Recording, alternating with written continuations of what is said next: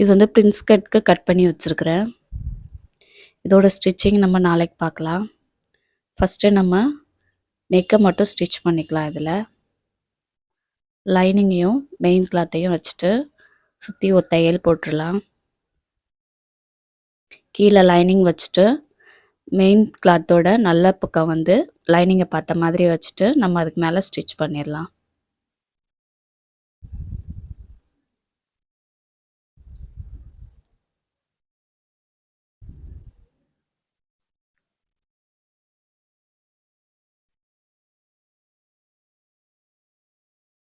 இப்போ நம்ம சுற்றி ஒரு ஸ்டிச் போட்டாச்சு. இதில் சின்ன சின்ன கட் கொடுத்துடலாம். இப்போ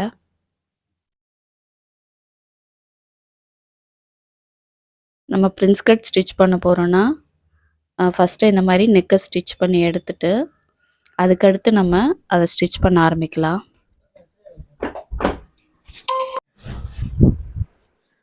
இப்போ நம்ம நெக்கை திருப்பி எடுத்தாச்சு. இதுக்கு மேலே மட்டும் ஒரு ஸ்டிச் போட்டுடலாம்.